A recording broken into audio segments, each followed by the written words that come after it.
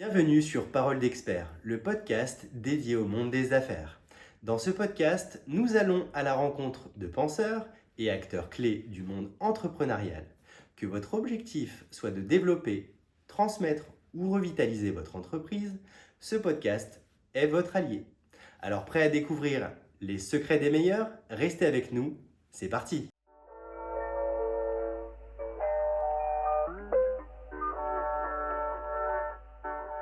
Alors merci de nous recevoir, maître Elisabeth Deplace. Mais avec grand plaisir, je suis ravie de vous accueillir dans nos bureaux. Bon, et dans les bureaux du coup d'un cabinet qui s'appelle Quintessence. Ok, et qui réunit du coup plusieurs spécialités. Plusieurs disciplines, oui, on est du coup 3 associés. On a Diego Clay qui fait du droit social, Aurélie Cousin qui fait du droit des affaires, droit commercial, propriété intellectuelle, et moi, Elisabeth Deplace, qui suis plus sur la partie fiscalité. Fiscalité, donc ça veut dire que quand on s'adresse au cabinet Quintessence, globalement, et qu'on est dirigeant d'entreprise, Alors on a justement, quand même les disciplines qui vont bien. Exactement, l'idée c'était qu'on puisse répondre à toutes les problématiques de création, développement et même cession, transmission d'entreprise. Le cœur de cible du cabinet, c'est vraiment des TPE-PME. Ouais.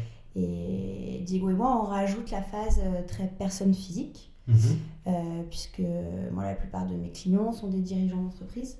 Oui. L'idée étant de les accompagner aussi bien dans la structuration de leur patrimoine privé professionnel, dans le développement de leur activité, toujours en ayant cette double casquette professionnelle-privée. Donc tout ce qui est ensuite transmission, et également aussi beaucoup de hauts cadres dirigeants, puisque je vais pouvoir les accompagner sur toutes les problématiques transfrontalières, par exemple, un départ, un retour en France. On a eu beaucoup de retours en France, on a peut-être des départs, mais maintenant on a eu beaucoup de retours. Oui, après le Covid, on a eu beaucoup de retours. C'est par phase, et puis après toutes des problématiques de rémunération par des stock options, des actions gratuites, notamment à l'étranger, qui sont toujours assez difficiles à déclarer en France. Bon, alors ça tombe bien parce que par rapport à ce que tu viens de dire, notre cible pour ce podcast, cette saison 1 d'un podcast qu'on souhaite évoluer et durer dans le temps, s'adresse particulièrement évidemment aux dirigeants de PME et TPE et aux gens qui gravitent autour du monde de l'entreprise globalement et qui exercent des activités qui tournent autour du conseil, un peu comme notre cabinet qui fait du conseil avec des consultants, directeurs financiers externalisés et directeurs des ressources humaines externalisés. Et justement, on a décidé, toi et moi aujourd'hui, de parler précisément du sujet avec lequel tu as terminé ta présentation, à savoir la rémunération des dirigeants. Et la rémunération des dirigeants concerne beaucoup de monde, et ça concerne à la fois les TPE et les PME, mais aussi les indépendants. Totalement, très important. Voilà, donc on va parler de ta spécialité, la fiscalité, bien sûr. Et de la manière dont on peut... Alors, il y a un vocable particulier. Exactement, on va essayer de vulgariser un peu tout en prenant les mots précis pour que ça puisse être ensuite bien compris. C'est ça. Et quand on entend des choses comme ça fait des références. Ouais. Mais ce qu'il faut savoir, c'est qu'une bonne organisation, une bonne structuration, et tout en restant dans les règles, permettent, en fonction des documents que tu finis par signer, de changer la note d'impôt finale quand même. Tout à fait, que ce soit au niveau de l'entreprise ou au niveau de l'impôt sur le revenu.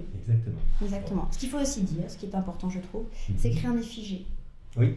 Que c'est important de se reposer les bonnes questions, les questions principales étant aussi notre façon de vivre. Parce que quand on parle de rémunération, on parle aussi de train de vie. Et une rémunération, un besoin de rémunération peut être différent en fonction des stades de sa vie. Et on peut avoir envie d'un peu plus épargner ou un peu plus dépenser. Et ça aussi, il faut le prendre en compte, parce qu'il ne faut pas se sentir contraint par une solution. Toute solution, en tout cas la plupart des solutions, 99% des solutions sont évolutives. Alors il y a cette évolution qui est liée à la situation du dirigeant. Oui.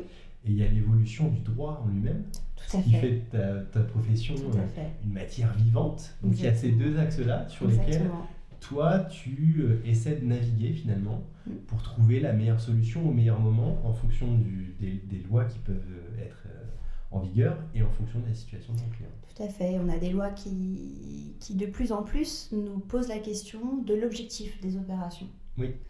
et notamment du coup dans un cadre d'objectifs principalement ou exclusivement fiscal. Moi, je porte beaucoup d'importance justement à avoir un autre objectif que la fiscalité. On ne fait pas des choses en fonction des impôts. On trouve un projet, on a un projet professionnel, on a un projet personnel, et ensuite on trouve la meilleure solution. Ça m'arrive aussi de dire ça à mes clients. Ils me disent, mais est-ce qu'on peut faire ça? Je dis, est-ce qu'il y a une logique à faire ça? Est-ce que c'est cohérent? Est-ce que ça se justifie? Tout à fait. Parce que si l'objectif n'est que fiscal, en effet, là, on risque la requalification. Et surtout, comme tu l'as dit, Frédéric, l'évolution des lois est très présente en France et risque de s'accentuer. Non, mais c'est vrai, ça risque de s'accentuer là. Sûr. Donc, quand on fait quelque chose dans un objectif principalement fiscal, pour ne pas dire exclusivement, on risque aussi de finalement perdre tous les avantages quelques années après. Plus les pénalités. Et ensuite les pénalités, l'abus de droit. Pour un dirigeant d'entreprise, ça peut être vraiment important puisqu'on est sur des pénalités qui peuvent être pénales avec l'interdiction de gestion. C'est ça. Alors, on ne va pas aller dans le détail de ta matière parce que c'est trop riche, c'est trop complet et ce serait trop long. L'idée, c'est qu'on donne un maximum de valeur à notre auditoire avec des grandes règles et puis une logique, un peu comme tu viens de l'évoquer, en se disant, il y a quand même des choses à regarder. Bien sûr. Et on va parler, pas exclusivement de la rémunération, mais quand même, c'est le sujet principal de notre échange. Alors, si je me permets, je pense qu'il faut remettre les bases de l'imposition. En France, tout revenu que vous percevez en tant que personne physique sont imposés à l'impôt sur revenu et aux charges sociales. Ça, c'est la base. Ça, c'est la base. Et parfois, on l'oublie un peu. Et aujourd'hui, les charges sociales sont quasiment, voire plus élevées que l'impôt sur revenu. Oui. Donc, il faut le prendre en compte. L'avantage des charges sociales, c'est que ça donne aussi accès à des droits. Que ce soit la sécurité sociale, mais ça, c'est pour tout le monde, mais également des droits à la retraite. Et ça couvre aussi tout ce qui est prévoyance. D'accord. Donc là, on parle bien de la ligne prélèvements sociaux. Alors non, oui, prélèvements sociaux, mais en fait, des prélèvements sociaux sont des charges sociales. Oui. Donc vous avez deux types de charges sociales. Vous avez des charges sociales pour les revenus professionnels, qui sont l'URSSAF, si je résume, et des charges sociales qui sont sur les revenus du patrimoine, et ceux-là, ce sont les prélèvements sociaux, qui sont de 17,2% en ce moment. D'accord. Et ça, on n'y échappe pas. Et ça, on n'y échappe pas. Et c'est important parce que quand on parle de rémunération, on a en tête le salaire, ou l'équivalent pour des travailleurs non salariés, on en discutera. Mais il y a également tout ce qui est dividende, ou redevance de marque, ou loyer. C'est ça. Voilà, il y a plusieurs choses. En fait, l'idée de la rémunération... La typologie de revenus Exactement. Qui va faire varier aussi la fiscalité. Exactement. Puisqu'en fait, quand on parle de rémunération du dirigeant, on peut aussi se dire comment on sort finalement l'argent de la société pour le mettre dans sa poche personnelle. Oui, alors moi j'ai une réflexion là-dessus, c'est quand tu es à la tête d'une entreprise, est-ce qu'il faut sortir l'argent pour l'avoir? Sauf qu'un dirigeant a une vie de famille, a des projets personnels et a besoin de diversifier son patrimoine. Donc il est aussi important de savoir mettre un peu de côté et de se protéger. Oui, mais l'objectif de base des lois fiscales, finalement, tendent à inciter les dirigeants à réinvestir en fait cet argent qu'ils gagnent au travers de leur société. Oui, mais il y a du coup quand même des revenus, des sorties, on va dire, des options de sortie qui sont finalement pas si connues que ça et qui peuvent arrondir, disons, ou en tout cas... faire des flux différents. C'est un peu comme la gestion de patrimoine, se dire qu'on met des œufs dans plusieurs paniers. Finalement, on peut se dire que la rémunération d'un dirigeant, qui est également associé, parce qu'on n'en a pas parlé, mais on parle de ça sur les... On va peut-être commencer par les statuts. Exactement. Et surtout, la différence entre un dirigeant et un dirigeant associé. Oui. Puisqu'on peut être dirigeant sans finalement détenir le capital d'une société. Absolument. Et on aura forcément moins de choix sur la rémunération. Puisqu'on ne sera pas décisionnaire. Quelqu'un qui n'est pas associé ne peut pas percevoir de dividendes. Par exemple. À l'inverse... Et quelqu'un qui n'est pas associé ne peut pas décider seul de sa rémunération en tant que salaire. Absolument, il n'y aura pas de salaire s'il n'y a pas de mandat social. Tout à fait, puisqu'on rappelle que Non mais c'est important parce que ça, beaucoup de sociétés l'oublient. Lorsqu'on approuve ses comptes, quand on fait son approbation de compte, donc son AG annuel, on est obligé d'approuver la rémunération du dirigeant. C'est une obligation. Absolument.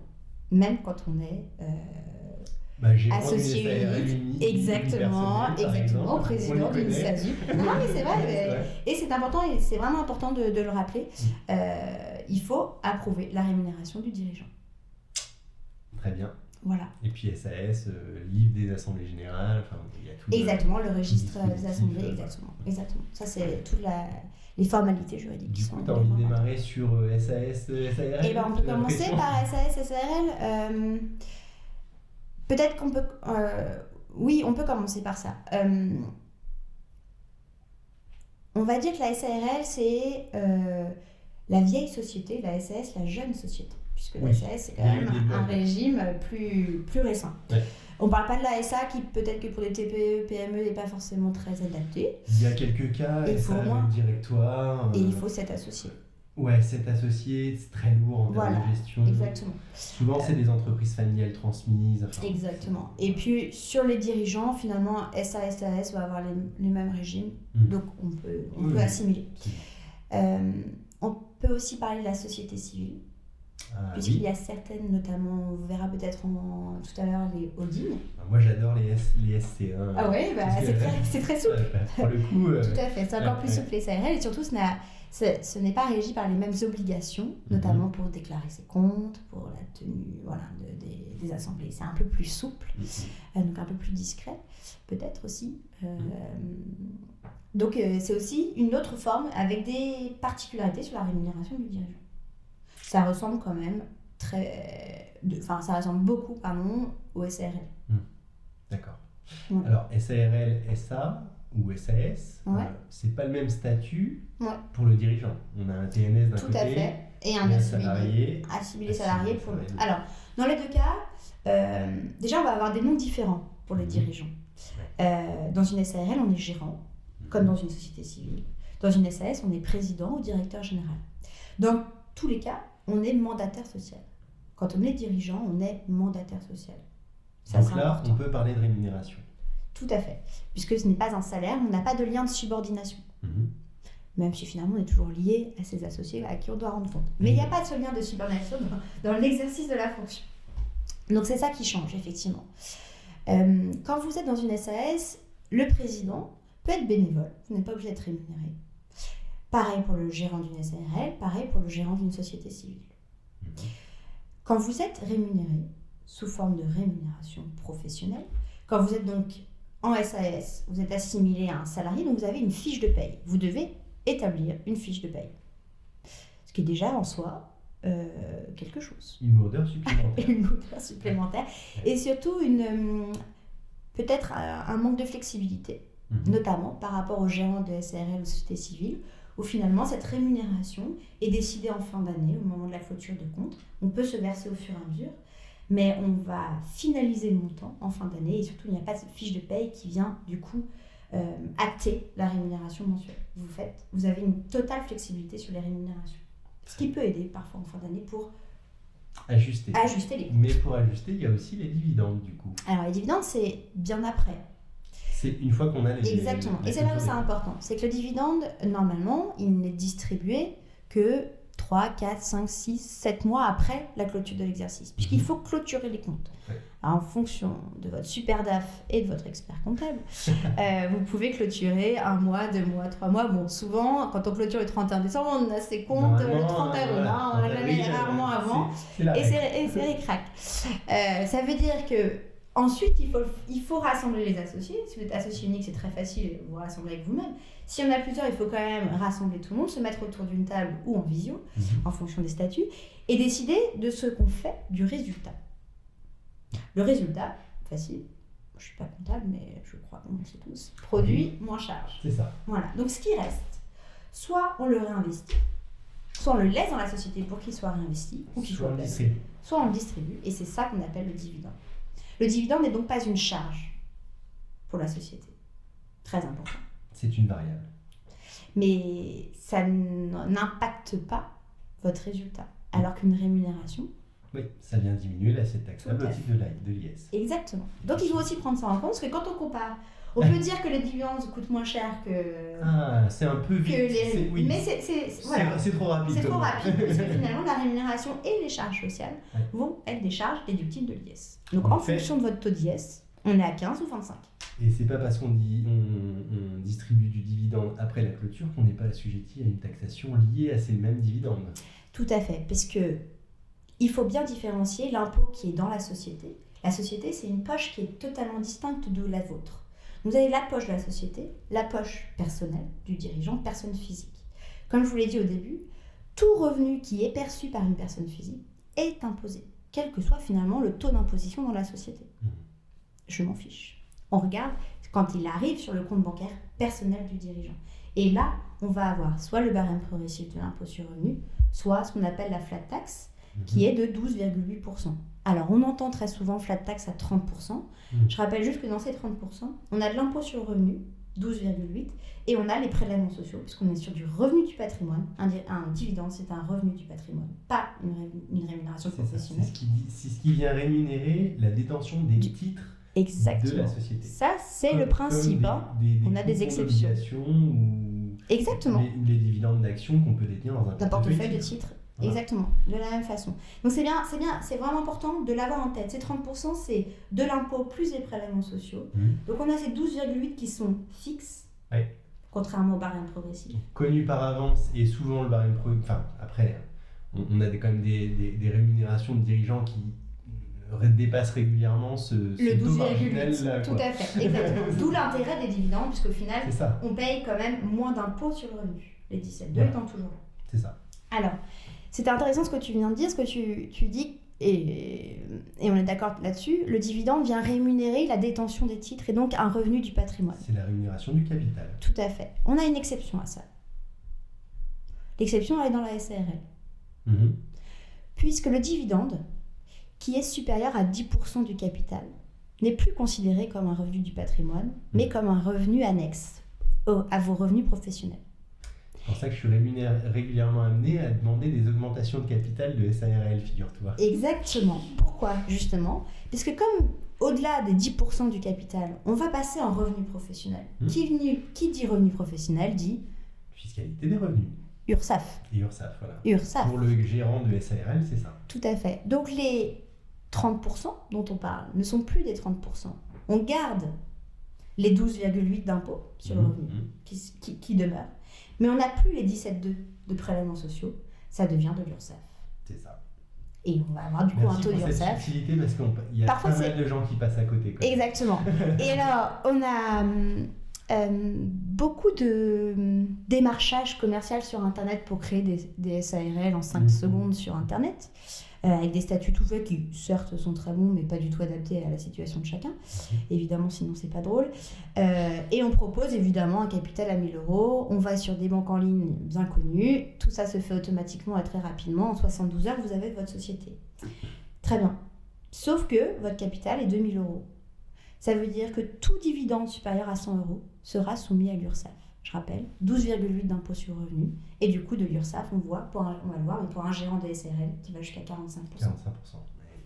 Et là, pour un taux marginal à 45%, c'est qu'on est quand même pas mal en termes de rémunération. Alors, attention, 45%. Ça dépend du foyer. Tout à fait, mais 45%, on est sur l'URSSAF. Oui, oui. On est sur l'URSSAF. Donc, c'est les 17,2 qui deviennent 45%. Alors, la petite subtilité, c'est que ces 45% vont être payés par la SARL, tout comme la rémunération. Peut-être un peu vite, mais on reviendra sur le sujet. Donc finalement, ça nous fait quand même gagner un peu d'impôt sur les sociétés. Puisque c'est une charge qui va être déductible, qui va venir du coup, si on a un taux à 25%, on va payer 75% des 45% au final, en plus. Mais ça reste plus élevé que des 17,2. Super. Et alors, tu parlais de mode tout à l'heure, la SARL en 5 secondes sur une banque en ligne, voilà. Alors, on verra plus d'ailleurs la SAS en 5 secondes. Ouais, la SAS en 5 les deux. Les deux. Alors, c'est vrai que quand la SAS a été créée, il y a eu cet effet de mode, surtout sur la création de la SAS, en disant que c'était vraiment génial. Et pendant quelques années, on a vu du coup les SARL qui étaient plus sur des commerçants, des artisans. Et on voyait que toutes les autres activités prenaient plutôt une SAS. On en revient beaucoup. On fait beaucoup de transformations de SAS en SARL aujourd'hui, justement parce qu'on a besoin d'une rémunération. C'est ça, et moins de dividendes. Et en fonction de sa vie personnelle, peut-être plus ou moins de dividendes. C'est ça. Ce qui n'empêche pas d'en avoir d'ailleurs. Tout à fait. Mais donc je parlais de mode, il y a une autre mode, en tout cas un sujet qu'on évoque assez régulièrement chez nos clients, c'est la société holding. Alors, j'aimerais que... Alors on va en parler, moi j'aimerais... C'est un super véhicule. Tout à fait, c'est un super véhicule s'il a une réalité économique. Voilà. Alors, dans une SARL, on a dit du coup que le dirigeant était un gérant. Un gérant, c'est forcément une personne physique. Donc, vous ne pouvez pas avoir de dirigeant d'une SARL qui est une holding, ça ne marche pas. En revanche, le capital peut être détenu par une holding. Donc là, on peut dissocier le dirigeant et l'associé. L'associé, la holding, par exemple, le dirigeant, une personne physique. Dans une SAS, l'avantage, c'est que le dirigeant peut être une société morale. Enfin, une personne morale, pardon. Donc, potentiellement une société qui pourrait être également la société holding qui détient. Holding en anglais, ça veut dire détention. Oui, c'est ça. Donc, c'est juste détenir souvent, c'est les sociétés qui détiennent des titres. Mais ça n'empêche que ces sociétés dites holding peuvent réaliser des prestations de services. Et notamment, avoir un mandat social. De l'entreprise. Exactement. Voilà. Et là, ça ne fonctionne que si l'opérationnel est une SAS. Vous ne pouvez pas avoir de SARL en opérationnel. Mais pourquoi pas, et ça peut être très avantageux, avoir une SARL en opérationnel avec un dirigeant personne physique et une personne morale comme actionnaire. L'avantage, on le voit très vite, c'est qu'on bénéficie du régime des TNS avec des charges sociales plus faibles qu'en SAS. Pour ce qui est de la partie rémunération. Pour ce qui est de la partie rémunération, les dividendes qui remontent dans une holding. Avec un régime mère-fille. Voilà. Ok. Alors, on va peut-être un peu vite, on revient juste sur la différence entre SAS et SARL pour le dirigeant. Donc, on a dit président dans une SAS, gérant dans une SARL. La grande différence, c'est donc les charges sociales. Dans une SARL, vous êtes en travailleur non salarié. On a un taux maximum, parce qu'il est progressif, mais taux maximum de 45. Quand on est président d'une SAS, on monte aux alentours de 65, 68 et on frôle les 70% de temps en temps.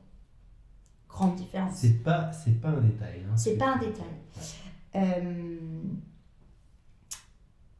En fonction de là où vous en êtes dans votre vie personnelle, notamment si par exemple vous envisagez d'acheter votre résidence principale, avoir des bulletins de salaire dans une SAS peut être plus facile pour obtenir un prêt que d'être gérant de SARL.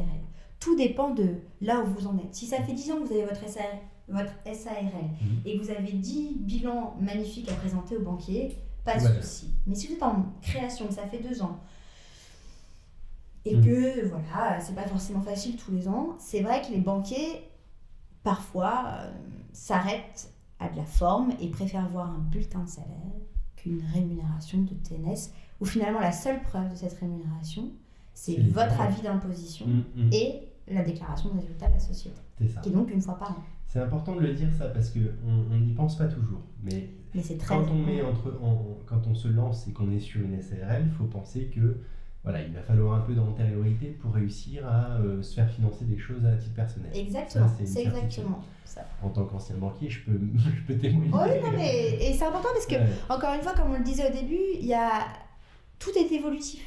On peut commencer par une SAS et évoluer vers la SARL. Ou inversement. Très bien. Voilà. Bon. Et alors, je vais sauter sur l'occasion puisque tu parles d'achat immobilier. Ouais. Et la SCI. Alors, moi j'aime bien qu'on reprenne du départ. SCI, on pense qu'il n'y a que ça comme société civile. Ah non. Voilà. On peut très bien avoir une société civile. Du régime de la société civile de manière générale. Et on sait bien que la plupart des gens connaissent l'une d'elles qui est la SCI. Tout à fait. Pour l'immobilier. Une société civile a une activité civile et non commerciale. Voilà. Donc une activité civile, c'est de la gestion de patrimoine. Si on l'a fait. Oui. Donc la gestion de patrimoine, ça peut être mobilier ou immobilier. Donc on connaît bien la SCI parce que du coup c'est une gestion de patrimoine immobilier. Mais on peut avoir des sociétés holding dont l'activité est de la gestion de patrimoine mobilier puisque c'est des titres de participation et est sous forme de société civile. Alors moi j'ai cette croyance, mais on est là aussi pour en parler. Je me dis détenir des choses à titre personnel parce que voilà, c'est mon nom sur les documents de propriété, détenir le même bien en le partageant avec sa famille, quelle différence ça peut faire et quel avantage on pourrait tirer d'une détention par l'intermédiaire d'un véhicule de gestion de patrimoine précisément. Ok, alors que ça soit du coup dans une société holding ou dans une SI. Oui, c'est la même chose, c'est la même logique. Quand vous achetez en nom propre, quand vous détenez quelque chose en nom propre, à plusieurs, vous êtes en indivision. C'est donc la somme des personnes autour de la table qui sont propriétaires, qui est propriétaire, parce que c'est la somme. L'indivision est un état précaire. Ça veut dire qu'il suffit qu'il y en ait un qui veuille sortir de l'indivision pour que tout le monde soit forcé à sortir de l'indivision. C'est là où je voulais en venir. L'avantage d'une société, c'est que le propriétaire, c'est plus les personnes physiques, c'est la société qui est propriétaire. Une personne morale qui se substitue aux personnes physiques et qui permet de gérer. Et vous mettez les règles que vous voulez, surtout vous mettez les règles que vous voulez. Exact. Et donc on organise finalement la détention en commun avec une règle du jeu qui est beaucoup plus simple à écrire qu'en indivision. Alors on peut mettre des conventions d'indivision, c'est plus compliqué, ça coûte souvent plus cher parce qu'il faut les renouveler, normalement il faut les enregistrer, ça coûte assez cher. Donc c'est vrai que là, la détention via une société civile ou autre, ça peut être une SAS ou une SARL, simplifie finalement les relations entre associés. Très bien. Du coup, moi j'ai envie de rebondir un petit peu sur tout ce qu'on vient de dire et en le résumant grossièrement, mais il n'y a pas une règle, on ne peut pas dans ce podcast dire la meilleure solution c'est celle-là, ou alors si vous êtes malin, il faut faire ça. Non. Et si vous entendez ça, c'est que ce sont des charlatans. Voilà. Et c'est là où je veux en venir, c'est que le meilleur réflexe, c'est de s'entourer d'experts dans leur domaine. Et de connaître son objectif. Ouais. Donc ça, c'est très important. Clarifier sa situation. Et aller demander conseils. Et c'est vrai que c'est pas tout à fait encore dans notre culture, ou en tout cas, c'est pas assez développé à mon goût. D'aller trouver un expert ou une experte comme toi, quelqu'un qui en a fait son cheval de bataille, en tout cas son métier et ça. Alors comment vous dites les avocats, vous dites pas spécialité, vous dites c'est votre domaine d'intervention. Domaine d'intervention. Ouais, alors on peut être spécialisé, mais il faut avoir un diplôme qu'on n'a pas forcément. Donc. D'accord, oui, c'est pour ça qu'on fait attention. Donc une fois qu'on a fait. Je crois que surtout, l'important c'est de trouver quelqu'un qui sait vous écouter. Ouais. Mais quand et qui sait répondre du coup après à vos attentes évidemment. Mais le constat c'est ça, c'est que le français, qu'il soit dirigeant ou pas, il a tendance à vouloir économiser une consultation. Mais la VAR paye 2 fois. Voilà. Non mais c'est ça. Non mais c'est important. C'est important. Il faut savoir, c'est de l'investissement. La structuration de son entreprise et de sa rémunération, c'est de l'investissement à long terme. C'est ça. C'est rentable à long terme. Et surtout c'est rassurant. Parce que vous savez que vous avez choisi la bonne solution. Et vous savez que c'est un sujet qui est classé et on en reparlera quand il y aura une évolution de votre situation. Le dirigeant, parfois, il se jette corps et âme dans son activité, il met sa société avant tout, et tu l'as dit, au début on a envie de tout réinvestir dans sa société. Pour tenir à long terme, il faut savoir se préserver, il faut savoir prendre soin de soi. Et prendre soin, c'est aussi prendre en compte ses besoins financiers personnels. Et sinon, ça ne tient pas. Donc c'est ça le message que tu donnerais, bien toi, sûr, bien sûr.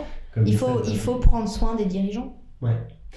Nous, le constat, on le fait avec nos clients PME qui font appel au service d'un directeur financier externalisé, c'est que ce sont des gens qui doivent être bons sur le développement, bons sur la stratégie, bons sur le recrutement, bons sur le marketing, tu vois. Et à un moment donné, la finance, c'est pas forcément leur priorité absolue.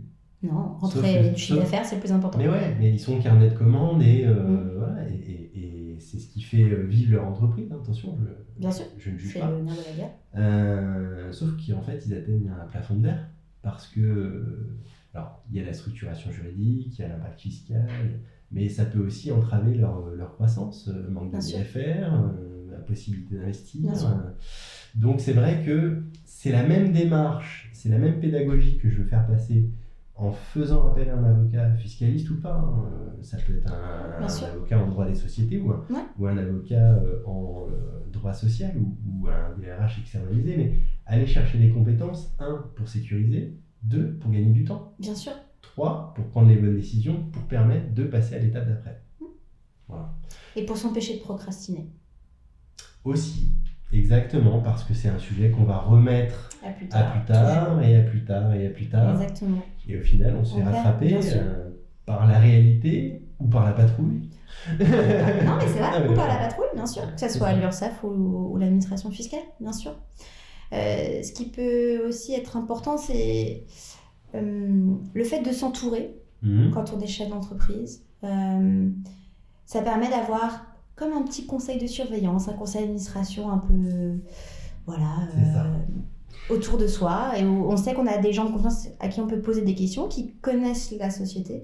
Moi, je travaille beaucoup sur du long terme avec mes clients. Le one shot, ça ne m'intéresse pas. C'est beaucoup plus agréable de connaître ses clients, puisqu'on comprend mieux les questions, et le client a du coup des réponses plus adaptées à sa situation. Ça, c'est très important. Donc voilà, s'entourer aussi de professionnels, c'est se dire qu'on se rassure et qu'on s'ouvre un peu plus d'horizons avec des regards différents. Nous, on est des professions, on travaille beaucoup en interprofessionnalité. On peut travailler avec des financiers, avec des banquiers, avec des Il n'y a conseillers. pas très en gestion longtemps, je t'ai patrimoine. envoyé un dossier d'ailleurs, et tu m'as Exactement. dit on va se voir avec ma consoeur Tout à qui fait. s'occupe du droit des sociétés. précisément. Exactement, on travaille avec d'autres avocats, mais on travaille Et aussi... nous, en tant que directeur financier, on fait appel à des gens comme vous. Exactement. Et c'est important d'avoir plusieurs relais aussi Bien sûr. dans l'entreprise, ou pour le côté plus personnel, avec les conjoints, avec les enfants, quand on est en transmission familiale, par exemple, d'entreprise, bien tâter le terrain auprès des enfants pour voir ce qui se passe, c'est important. Voilà, Oui, parce qu'il y a, de rentrer dans le une droit, sphère. et puis il y a aussi le côté humain, et c'est précisément là où je voulais aussi t'emmener à un moment donné, c'est le métier, enfin la profession d'avocat qui évolue, les plateformes, les choses comme ça. Et moi, je reste convaincu que le relationnel, la proximité, l'écoute, et ben, ça fait la différence en fait. Bien sûr, Parce que effectivement, en 5 minutes, je peux te sortir des statuts de SARL. bien sûr. Et tu Je peux même te faire une compta en automatique parce que les outils existent. Magnifique, Sauf que je crois encore dans la profession d'expert comptable. bien sûr. Et je crois encore dans la conseil. profession d'avocat parce que c'est là où tu vas aller chercher la différence. Exactement. Vraiment le côté très adapté, très personnalisé. Et ça, c'est important. Et moi Surtout qui quand apprécie on- l'art tailleur, tu vois, Ouais, c'est la différence entre un prêt-à-porter et un costume sur mesure. Exactement, exactement. Ça tombe pas pareil. Ça ne tombe pas pareil. L'avantage aussi sur des sujets qui sont à la fois professionnels et personnels, qui est exactement la rémunération des dirigeants. C'est à la fois professionnel parce que ça a un impact sur finalement le résultat de la société, et ça a un impact sur la vie personnelle du dirigeant. Quand on est entre ces deux mondes, on est obligé d'y réfléchir. Et la réflexion, je crois que c'est pas l'IA et c'est pas des réponses sur le site internet lambda. Non. Je crois qu'on a besoin d'en parler, on a besoin de s'exprimer, on a besoin de savoir où on va, on a besoin de définir son projet. Et ça, on a besoin d'avoir un interlocuteur. Ça me fait penser à un dirigeant que j'accompagnais, et c'était une entreprise de 3e génération, tu vois. Il y avait le grand-père, le père, et la direction était celle de la génération d'un quadra en fait. Et on parlait de transmission, on était en rendez-vous et il fallait commencer à organiser, donc pas que du trail parce que bien en amont, etc. Rendez-vous avec le fils, j'ai compris tout de suite. Il voulait pas la boîte. Mais non. Il voulait pas reprendre. Et alors là, on a l'aspect humain de on va forcer une génération à arriver, mais on peut aussi le prendre sous un autre angle, et parfois ça rassure tout le monde parce qu'on prend le côté juridique et fiscal sur le risque que ça crée. Oui, tu peux l'aborder comme ça. Parfois, ça peut rassurer aussi dans des transmissions familiales. Parfois, le côté très intime peut être balayé par des arguments très juridiques. Et ça remet un peu de rationalité. Ou à l'inverse, vraiment, ça dépend des situations. Et ça, cette sensibilité, cette peut-être subtilité, je crois qu'effectivement, il y a encore que des âmes humaines qui y arrivent, non ? J'espère. Il me semble, et j'y crois encore longtemps, pour longtemps en tout cas. Et bien écoute, merci beaucoup Elisabeth de nous avoir accueillis et puis de nous avoir répondu sur ta matière qui, je le sens, te passionne, et j'espère que ça s'entendra pendant cet enregistrement. Et puis on se retrouve peut-être pour la saison 2, qui sait, sur d'autres sujets. Ouais. Merci beaucoup. À bientôt. À bientôt.